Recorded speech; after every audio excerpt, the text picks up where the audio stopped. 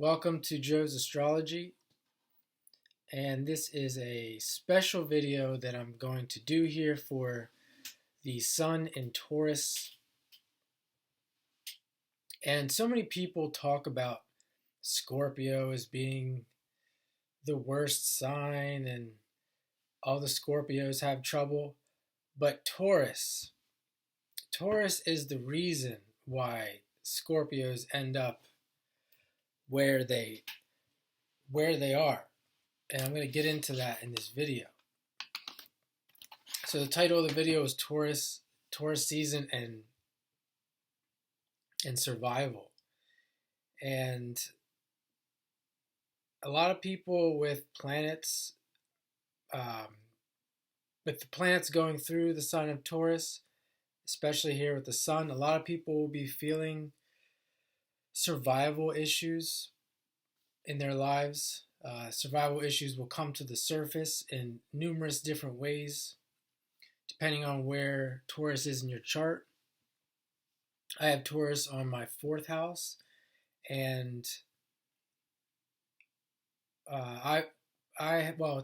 Jupiter and Uranus have been there, and they've been transiting my Chiron as well.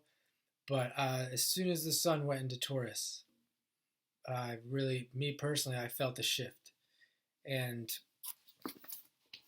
what I want to talk about with Taurus is this idea of survival, that so many people in our society are living in a state of survival, and not just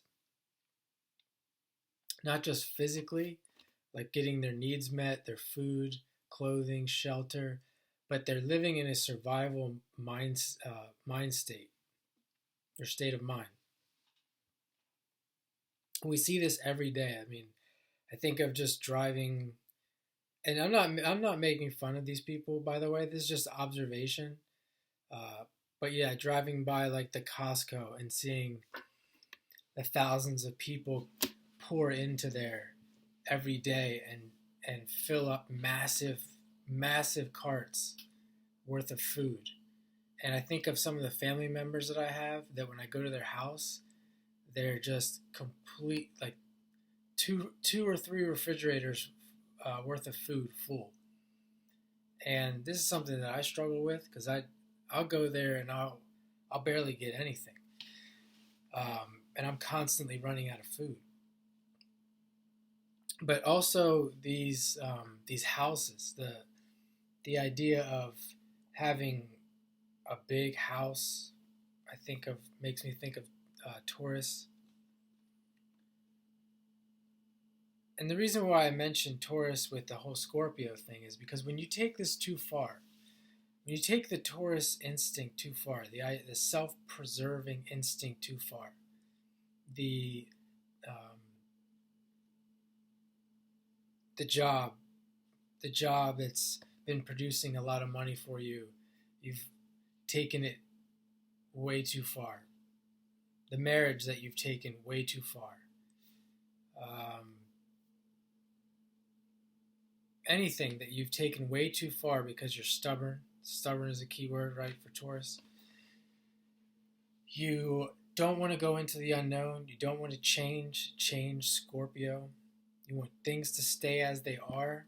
Anytime that happens and it goes too far, Scorpio comes in, Kali comes through, and there's a cataclysm. And the cataclysm breaks it up and forces you to change. And that can happen in many different ways. But it's not just Taurus. It's Taurus, Venus, and the 2nd house. Anyone who has Taurus, Venus, or the 2nd house prominent in their chart, the moon in Taurus, will have to deal with this. And more likely than not, they won't be aware of it for most of their life, if not all of it. And then, of course, they'll be reborn into a Scorpio life where it's cataclysm after cataclysm until they get it. Until they get it that it's time to move on. Now, I have family members who I've watched go through this as well. My father is a moon in Taurus, very stubborn, very set in his ways. To this day, very set in his ways. But to his credit, he is a foundation.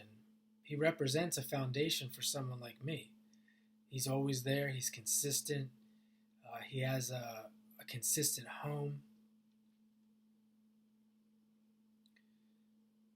And then there's my mother, who was a Cancer sun and second house Cancer sun.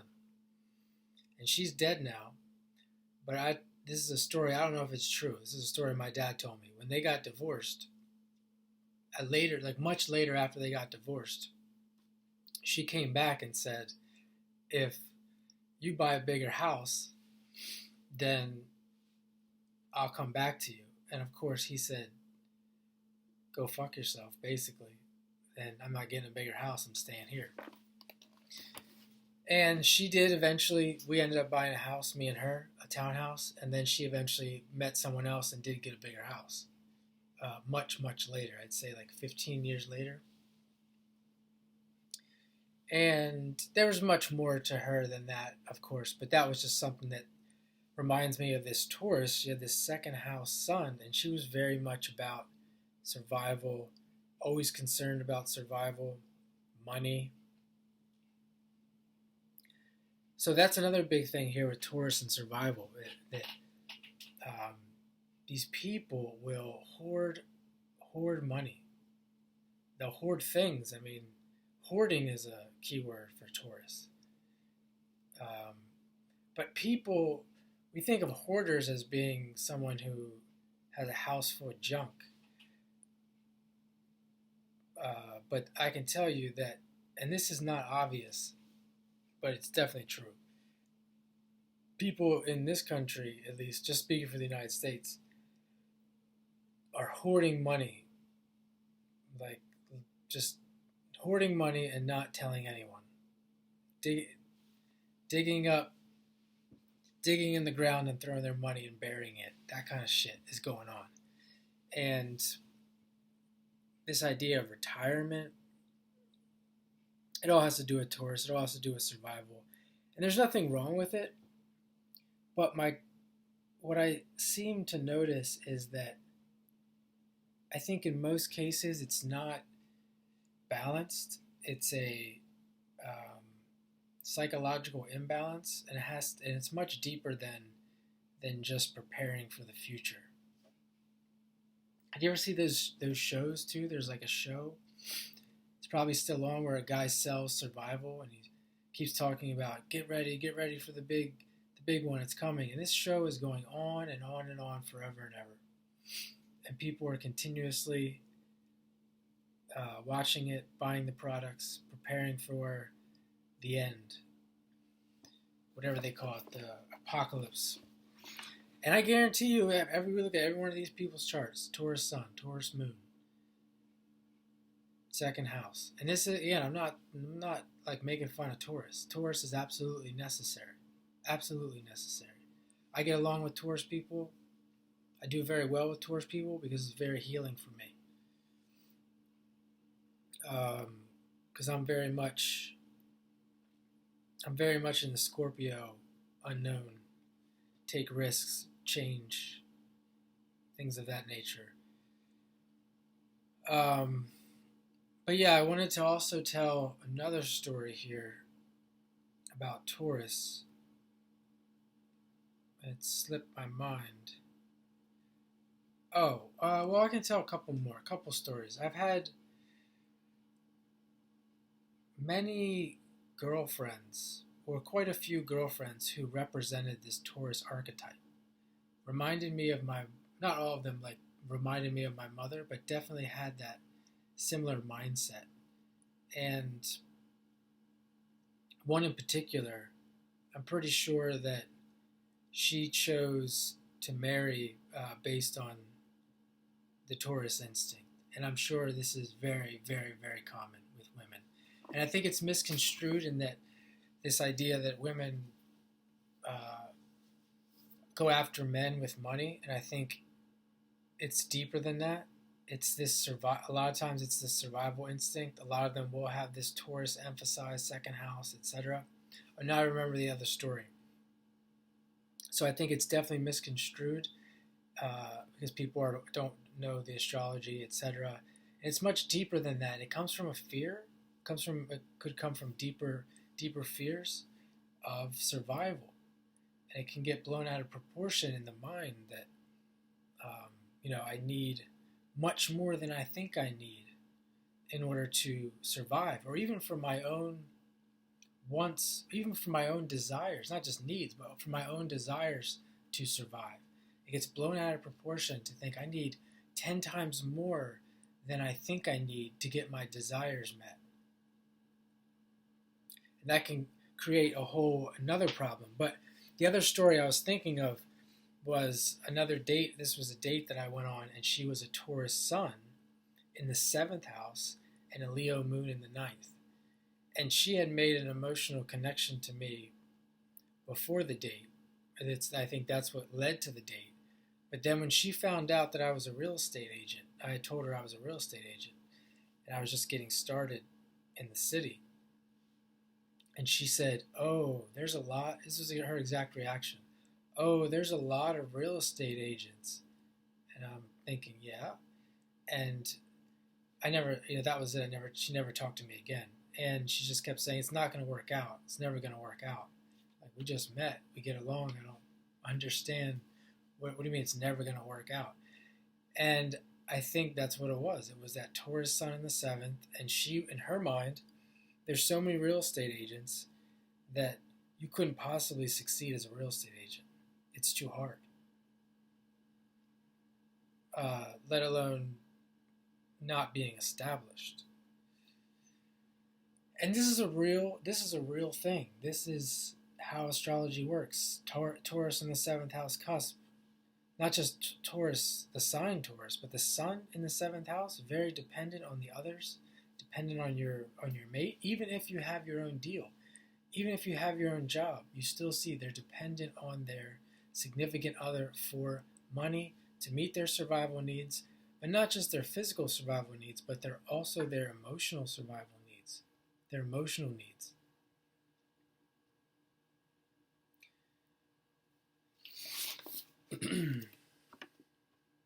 Taurus creates stagnation. It creates withdrawal.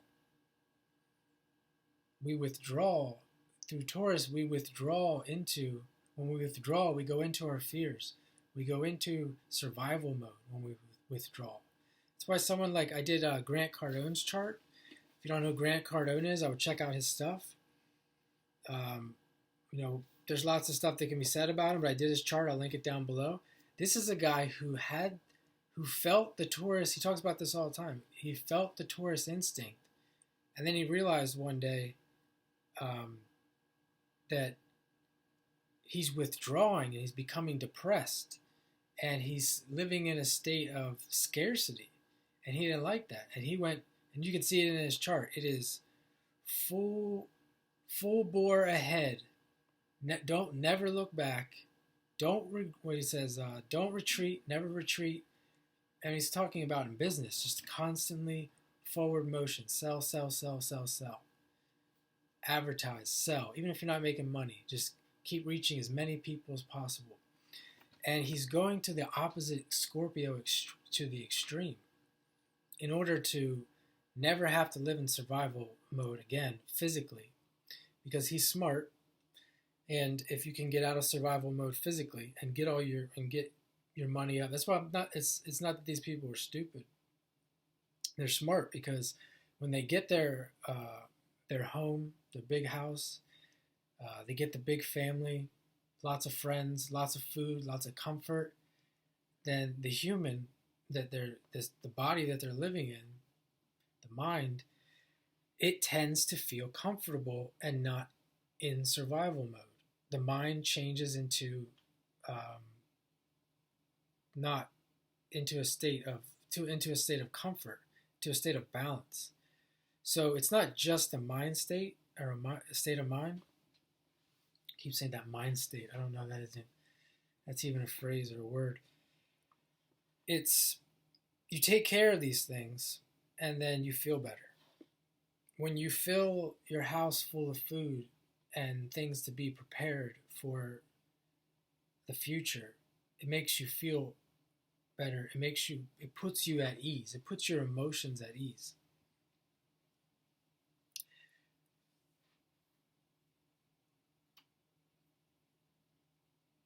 But what kind of Taurus, depending on the person in their chart, what kind of Taurus is this?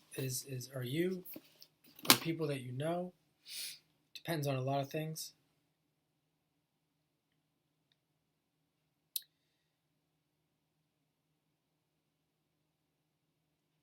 Oh, and Taurus, I want to say one last thing about Taurus. With the sun going through Taurus, it does depend on where the sun is in your chart. You think of the sun going through your fourth, could be bringing up issues about emotions and values concerning emotional life. I really need to get a new camera because this is not always working right. And going through the fifth house, you could be dealing with pleasure, romance, children, and how it affects these Taurus things. The seventh house, if it's on your seventh house, you could be going through things with your significant other or relationships when it comes to Taurus. The sixth house, you could be going through, reassessing your values based on self-improvement, working on yourself, having a crisis right now. And you can just go around the houses like that. So I'm going to do more with Sun and Taurus, so stay tuned to the show tomorrow.